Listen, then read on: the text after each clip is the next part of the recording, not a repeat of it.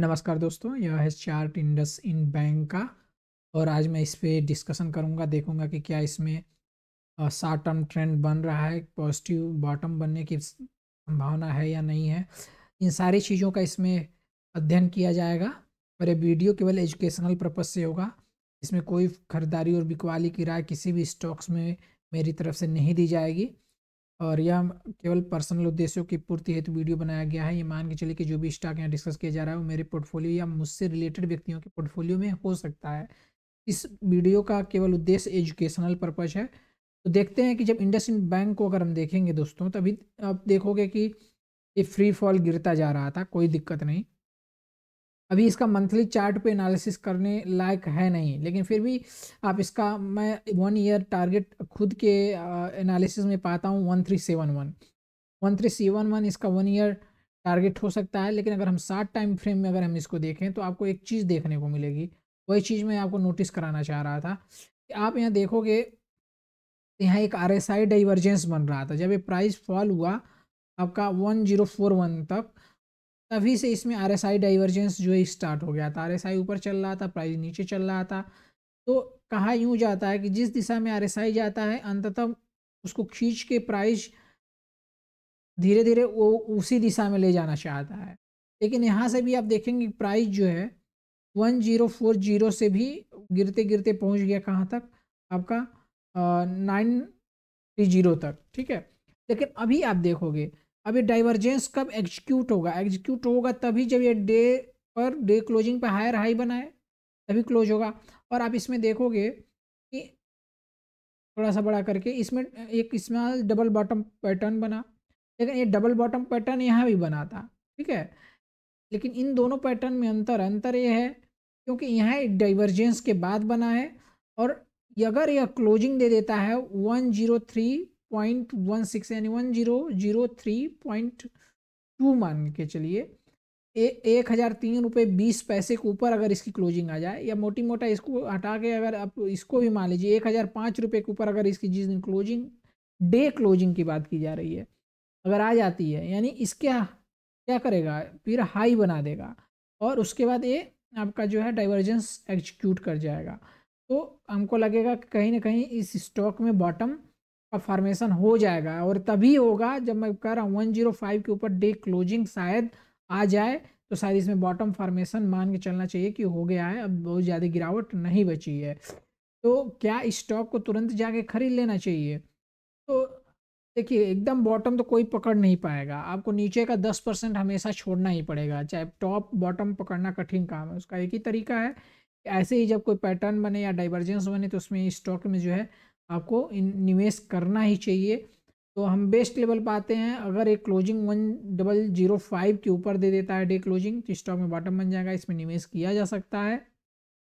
और बेस्ट इसके buying level और इसके अलावा हो सकता है अगर 920 पे मिले और 926 या 27 के आसपास मिले, तो ये दो बेस्ट स्तर, मतलब अब इसका रेंज बन गया कि 926 से लेकर और जहाँ भी 970 तक मिले तो इस स्टॉक को जो है खरीदा जा सकता है। ये मेरी पर्सनल एनालिसिस कहती है। और मैं इसमें खुद खरीदारी कर रहा हूँ, लेकिन मैं SIP के माध्यम से कर रहा हूँ। मैं 30% लमसम और 70% SIP प्रीफर करता हूँ। तो जैसे कि मैं, आप मेरा प्रीवियस वीडियो देखेंगे तभी मैं यही बोल के रखा था। तो आप चाहें तो SIP का भी इस्तेमाल कर सकते हैं। 7 महीने के लिए इसमें SIP करेंगे तो आपको जो है कम से कम 1370 के स्तर शायद देखने को मिल जाए। स्टॉक मार्केट में प्रोबेबिलिटी का ही खेल है, तो एक प्रॉपर एनालिसिस करके चलना पड़ता है। इसके अलावा बजाज फिनसर्व की यदि हम बात करें तो बजाज फिनसर्व के चार्ट पे आप देखेंगे इसके डे टाइम फ्रेम पर, तो इसमें जो है क्लोजिंग आ गई है और इसमें एक डबल बॉटम पैटर्न बना है दोस्तों डे क्लोजिंग में। ठीक है, RSI 660 के ऊपर है। अच्छा, वीकली RSI मतलब वीकली टाइम फ्रेम में थोड़ा सा कमज़ोर है, लेकिन यहाँ देखिए डबल बॉटम पैटर्न यहाँ भी बना हुआ है। ठीक है, तो मंथली थोड़ा देख लिया जाए, ओके कोई नहीं। वीकली इसमें 60 टर्म टारगेट आपको देखने को मिल सकते हैं 1743 के। 1743 के बाद अगर आप चाहें तो इसमें पोजीशन बना सकते हैं और बना के चला जा सकता है 1881 के टारगेट के लिए। या यहाँ देखिए एक बना था हेड एंड शोल्डर पैटर्न, इसकी वजह से गिरावट आई, तो यही पहला यहाँ इसका रेजिस्टेंस होगा 1838 से लेकर 1881 के टारगेट आपको देखने को शायद इसमें मिल जाए। और इसमें अच्छा वॉल्यूम भी बना है, अच्छे वॉल्यूम के साथ ब्रेकआउट आया है। अगर प्राइस जो है अगर 1655, 1623 और 1603 तक के स्तर को अगर करेक्शन में दिखा दे तो और अच्छी बात है, जिसकी उम्मीद कम ही है। लेकिन ये तीनों स्तर जो है इसको खरीद के चलने के बहुत अच्छे स्तर हो सकते हैं। वो पहला 1655, 1623, 1623। आप यहाँ पे राइट साइड में देख सकते हैं कर्सन 1655.18, 1623.87 एंड 1603.42। ये सारे स्तर बाइंग स्तर निकल के आते हैं और मेरे समझ से इसमें अगला लक्ष्य जो है यही होना चाहिए 1838 या 1881। तो ये हमारी दो राय रही बजाज फिंसर और इंडस इंड बैंक पे। इसके अलावा आप चाहें तो देखेंगे कंज्यूमर जो सेक्टर है वो भी अच्छा, शायद उसमें भी बॉटम फॉर्मेशन बनने की प्रोबेबिलिटी है। और कंजम्पशन से रिलेटेड आप स्टॉक को देखेंगे तो उसमें शायद आपको मोमेंटम देखने को मिल सकता है। तो इन सारी चीज़ों का आप अध्ययन कीजिए और खुद से जो है आप एनालिसिस करना भी सीखिए। अन्यथा हम वीडियो बना देंगे अगर आप कमेंट करेंगे कि किन स्टॉक पे आप चाहते हैं एजुकेशनल पर्पज़ के लिए वीडियो। तो ये सारी चीज़ें रहीं। और एक बार हम बस जस्ट हम ऐसे ही देखते ना चाहेंगे कि एनालिस्ट जो है बाकी स्टॉक्स के लिए क्या टारगेट देते हैं। जैसे बजाज फिंसर्व का ही चार्ट खुला हुआ है तो इसमें हम देख लेते हैं एनालिस्ट का टारगेट कितना निकल के आता है। तो एनालिस्ट का टारगेट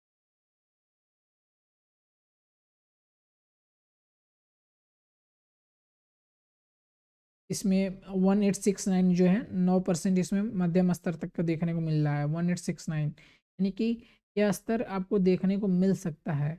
और 1 से 3 महीने के अंदर ये स्तर आपको देखने को मिल सकता है। बजाज फिंसर्व हो गया। और इंडस इंड बैंक को लाइए देख लेते हैं एक बार। DUS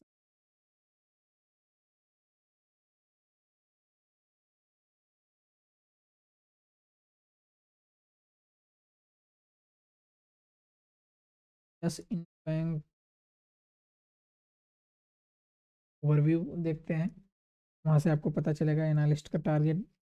इसमें अच्छा खासा आया था एनालिस्ट का टारगेट, लेकिन अपडेट होता रहता है वीकली, इसलिए थोड़ा देखना उचित रहता है। तो इस 1452 के स्तर एनालिस्ट प्रिडिक्ट कर रहे हैं, जो कि मैं 1370 ही मान के चलता हूँ अपने लिए कि 1 साल के अंदर इतना या इतना हिट कर सकता है, तो जो कि यहाँ से सफिशियंट लेवल है। ठीक है। इसके अलावा अपर इंडस का स्टॉक है। अपर इंडस तो अच्छा खासा मोमेंट किया है और शायद ऑल टाइम हाई है। लेकिन मैं बस ऐसे ही देखना चाहूँगा कि एनालिस्ट क्या उसमें कोई अपडेट दिए हैं या जस्ट ऐसे ही चल रहा है। मैंने अगर आप कहेंगे तो इस पर भी डिटेल वीडियो, किसी भी स्टॉक पे आप कमेंट करेंगे तो डिटेल वीडियो दी जाएगी। मैं क्या उसमें फील कर रहा हूँ मैं उसको प्रस्तुत अपर इंडस जो है मैक्सिमम हाई शायद यहाँ से लगा सकता है 11,700 का। और अभी करंट प्राइस कितनी चल रही है पर इंडस का 10,950, 11,700 पे पार्सल प्रॉफिट चाहें तो बुक किया जा सकता है। और 10,145 तक शायद इसमें गिरावट हो सकती है। ठीक है। बजाज फिंसर्व वगैरह कैनफिन होम स्टॉक जो है बहुत ही वीक स्टॉक है, इससे दूर रहना चाहिए हमारी समझ से। पर हम इसका चार्ट ओपन कर लेते हैं तो देख लेते हैं। कैनफिन होम मंथली टाइम पे ही वीक है, double top pattern stock weak है। टाइम फ्रेम में भी वीक है। ऐसे स्टॉक से दूर रहना चाहिए हमारे समझ से। और ये जो है 700 के स्तर शायद दिखा दे, लेकिन ऐसे स्टॉक से सबसे पहली बात दूर ही रहो। जहाँ थोड़ा सा भी कंफ्यूजन हो क्यों पैसे लगाने का, नंबर ऑफ स्टॉक्स लिस्टेड हैं। ठीक है। कभी कंफ्यूज नहीं होने का, जहाँ कंफ्यूजन आ जाए उस स्टॉक को बाइकआउट। ठीक है, सिंपल सा प्रोसेस। सीएट लिमिटेड को देख लेता हूँ मैं, लगे याद कि क्या है एनालिस्ट कह रहे हैं।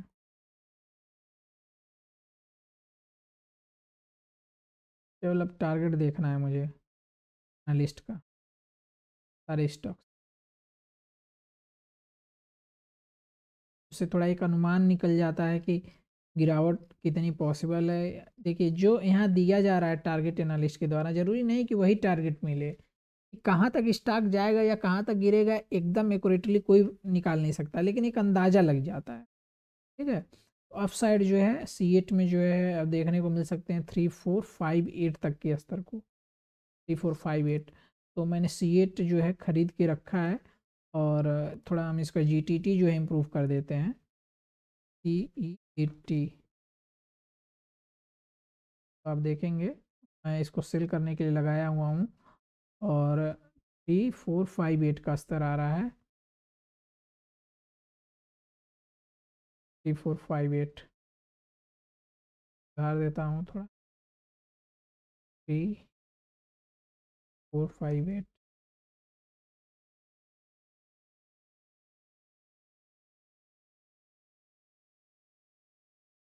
GTT मॉडिफाई हो गया। तो कभी कभी ऐसे वीकली रिव्यू करना पड़ता है दोस्तों। आप अपना भी कर सकते हैं, कंजप्शन बीज भी आप देख सकते हैं, इसमें अच्छा मोमेंटम बनने की संभावना है। और अगर 130 के आसपास देखिएगा चार्ट खोल के, अगर क्लोजिंग दे तो आइए हम लगे हाथ ओपनिंग कर देते हैं। मिड टर्म फ्रेम में स्टॉक जो है कमज़ोर है, लेकिन कहीं ना कहीं इसमें शायद बॉटम बनने की प्रोबेबिलिटी है। और जो भी इस सेक्टर से रिलेटेड स्टॉक हैं, सारे स्टॉक्स को आपका एनालिसिस करना चाहिए।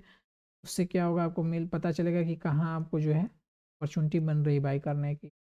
तो ये देख रहे हैं, अगर इसके ऊपर ब्रेकआउट देता है तो स्टॉक जो है अच्छा है, निकल सकता है।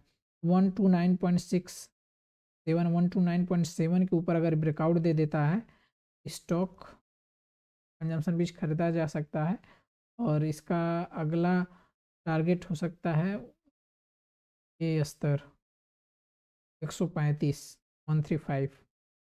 ठीक है, जिस नाते गिरा पहले वहीं रेजिस्टेंस फील होगा। 135 के स्तर आप देख सकते हैं। कंजम्पशन बीच पे मैंने बात रख दिया इंडिया मार्ट, तो बस देख लेता हूँ क्या चार्ट मेरे दिमाग में है, और मैंने बहुत जिस पे डिस्कशन किया हुआ है। चाहे तो हमारे पिछले वीडियो देख सकते हैं। मुझे अभी टारगेट देखने हैं, अब अचीव साल में ये सब स्टॉक जो है इंडिया मार्ट, इंडसइंड बैंक, ये शॉर्ट टर्म के लिए नहीं है। ये वैल्यू बाइंग हो सकते हैं लेकिन मोमेंटम बाइंग नहीं, इसलिए इनको कम से कम 1 साल होल्ड करना चाहिए। तो देख सकते हैं इंडिया मार्ट में यहाँ से जो है 3003 तक के स्तर देखने की पॉसिबिलिटी है। ठीक है, तो इंडिया मार्ट, इंडसइंड बैंक दिखाई दिया। इन्फोसिस की बात कर लेते हैं ज़रा।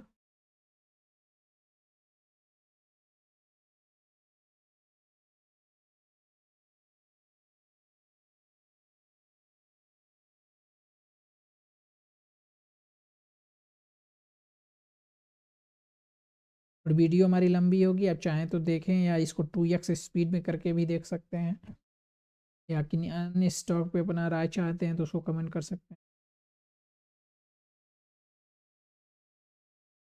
तो इन्फोसिस जो है 41 एनालिस्ट के आधार पे अपसाइड पॉसिबिलिटी 2050 की और मैक्सिमम 2330 ये स्टॉक जा सकता है। तो हम टारगेट यहाँ से अचीव करना पसंद करेंगे 2330। ऐसे लगाया तो थोड़ा रिस्क तो लेना पड़ेगा ना। 2050 क्या मिलेगा, 5% है। और विसिया बैंक का टारगेट है आई थिंक 561 के आसपास आ रहा होगा।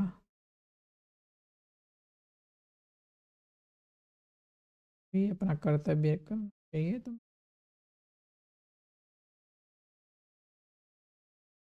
1500, सॉरी 515.25 के आसपास से खरीदने का, अगर आप मेरा पिछला वीडियो देखेंगे तो गिरावट में मैं डिस्कशन किया था कि खरीदा जा सकता था, वहाँ से इसमें उछाल भी आया।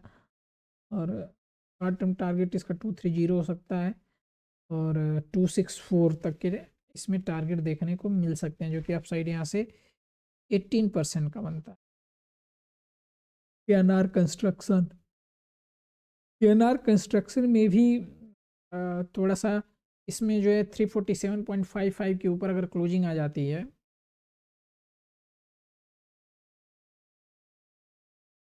केएनआर कंस्ट्रक्शन, तो इसमें जो है तेजी देखने को मिल सकती है।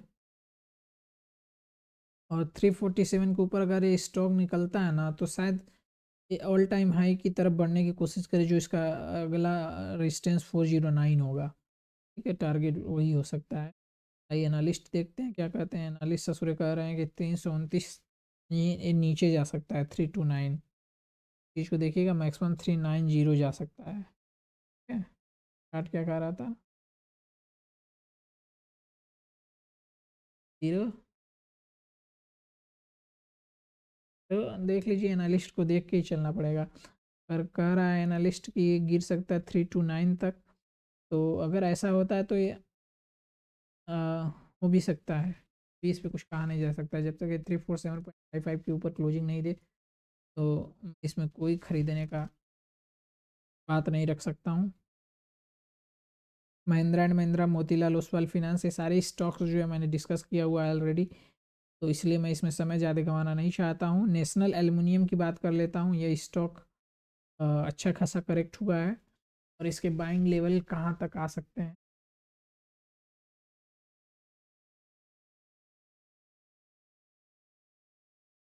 तो नेशनल एल्युमिनियम का स्टॉक ये रहा आपके सामने। ठीक है, और इसमें आपको कहाँ सपोर्ट दिख रहा है, तो इसका सपोर्ट दिख रहा है 195 के पास। तो ये स्टॉक वहाँ तक गिर सकता है।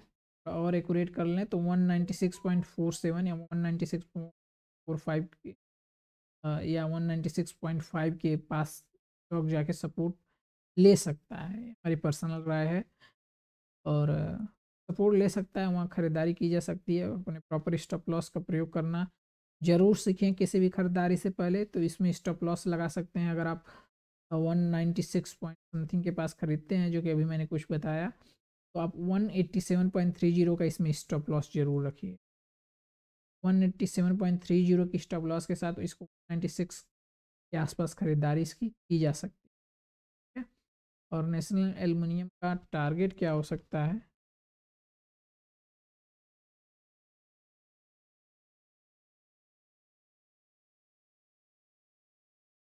देखना पड़ेगा एनालिस्ट क्या कहते हैं। ओके,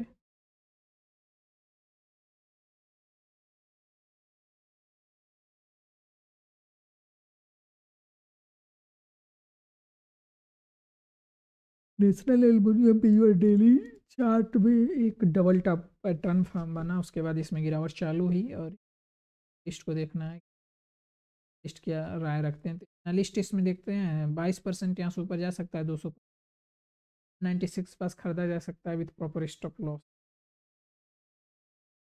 तो नेशनल एल्युमिनियम के बाद जो है power finance corporation. Power finance corporation यार मैं नहीं पसंद कर रहा हूँ, और इसलिए कि इसमें टाइम फ्रेम में कमजोरी आई है, ये समझ से देखते हैं। एक बार चार्ट ओपन हो जाए तो दूध का तो पानी हो जाएगा।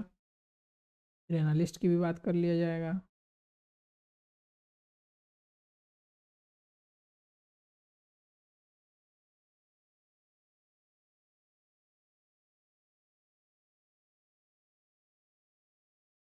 पावर फाइनेंस कॉरपोरेशन में आप देखेंगे यार, इसमें एक मंथली लोअर लो लग गया। ठीक है, इसलिए मैं इस स्टॉक को पसंद नहीं करता हूँ। इसका रेजिस्टेंस यही आ जाएगा सबसे पहले ही 500 के आसपास। ऐसे स्टॉक को मैं इग्नोर करके चलने की नहीं देखना है। तो खरीदारी नो बिक वाली में करने की कोशिश करूँगा, जो है वही रहेगा, no fresh buying. PNB housing finance ये ठीक ठाक स्टॉक है, और मैं अपनी राय रखना चाहूँगा। PNB housing finance time frame इसका बहुत ही शानदार है, और इसमें शायद लंबे रिटर्न बन सकते हैं। और स्टॉक जो है गिरावट में ख़रीदने लायक था। मैंने इसमें कुछ एक्यूमुलेट भी किया है, 783 के आसपास शायद ये गया था क्या, 83 के आसपास नहीं। तो मैं इसको खरीदा हूँ, हम जान रहे हैं इसी के आसपास सपोर्ट था, वहीं मैं था। वीकली टाइम फ्रेम पे करने पे इसका सपोर्ट, इसका सपोर्ट जो है 820 के आसपास था। स्टॉक को मैंने किया इस स्टॉक का लाइन ऑफ कंट्रोल या स्टॉप लॉस जो है 819 रुपये नीचे अगर साप्ताहिक क्लोजिंग आती है तो होगी, ठीक है। तो रहा उसका स्टॉप लॉस, बाकी का इसमें हायर हाई पैटर्न बन रहा है monthly time frame. I like this stock. इस पे थिंक एनालिस्ट भी अच्छे खासे टारगेट दे रहे होंगे। Let's check.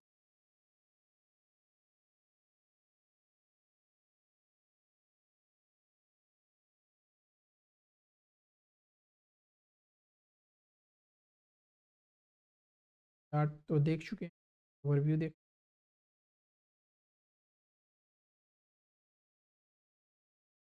सकते हैं कि 27% का इसमें एवरेज अपसाइड बनता है 18120 का। एनबी हाउसिंग फाइनेंस हो गया। आईएमसी की बात कर लेते हैं। ये सारी चीज़ें हैं, बाकी के सारे स्टॉक अच्छे हैं। अन्य किसी स्टॉक पे आप कहेंगे तो उस पर भी राय रखी जाएगी, और इस पर मैंने अपना राय रखना उचित समझा था, उसको रख दिया है। यूटीआईएमसी का एक बार मैं लिस्ट कटा।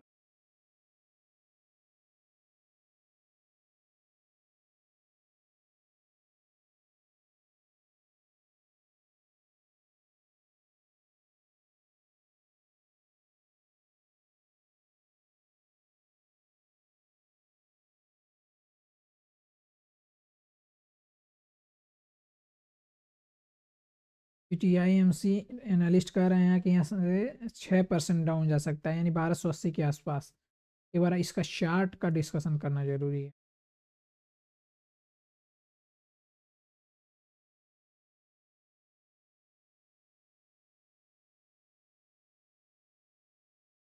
मैक्सिमम 1600 जा सकता है, लेकिन अभी दिखा रहा है कि 1280 तक गिर भी सकता है, और न्यूनतम 945।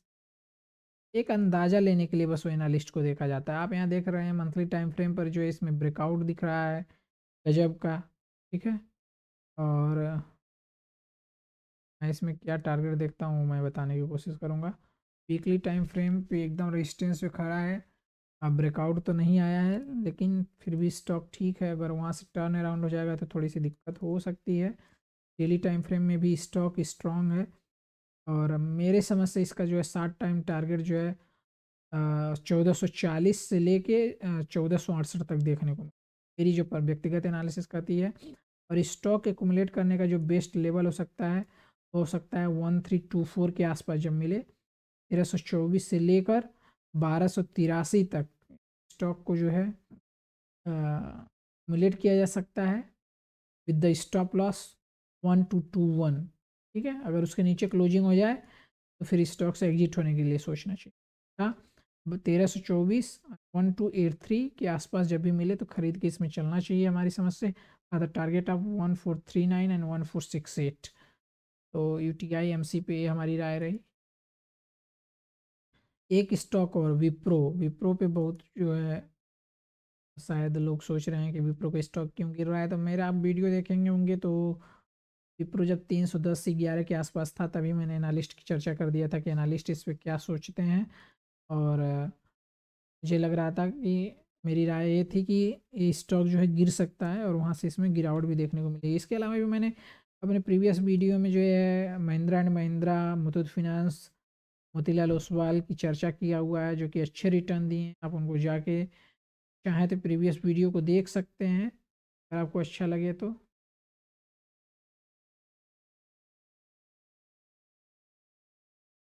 विप्रो का पहले एनालिस्ट का टारगेट देखेंगे, उसके बाद आप एनालिस्ट लोग क्या कहते हैं चर्चा की जाएगी। विप्रो जो 269.7 तक शायद गिर सकता है बेस्ड ऑन द 41 एनालिस्ट।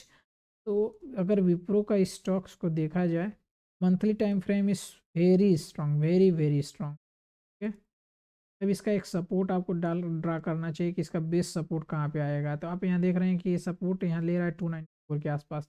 अगर गिरता है तो ये एक दूसरा सपोर्ट का काम करेगा जो 280 के आसपास आएगा। ठीक है, इसको आप देख सकते हैं 277 के आसपास आ रहा है। विप्रो इन सब स्तर तक अगर मिले तो हमारे समझ से खरीद के ही चलना चाहिए। इसमें छोटा सा डबल टॉप पैटर्न बना हुआ है, 280 तक के स्तर इसमें देखने को मिल सकते हैं। अगर स्टॉक जो है 293 के नीचे डे क्लोजिंग देता है तो स्टॉक और ज़्यादा वीक हो जाएगा। इसके लिए सतर्क रहिएगा। लेकिन स्टॉक बहुत ज़्यादा नीचे जाने की संभावना को नकारता है, ठीक है।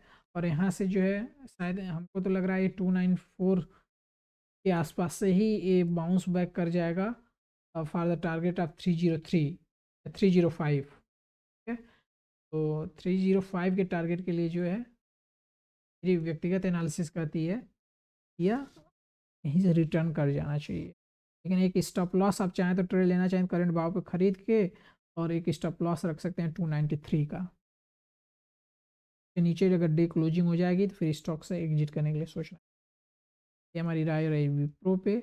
बाकी किसी स्टॉक पे आप राय चाहते हैं तो कमेंट कीजिए, लाइक कीजिए, शेयर कीजिए, सब्सक्राइब कीजिए यदि आपको मेरा कंटेंट पसंद आए। चलिए, धन्यवाद।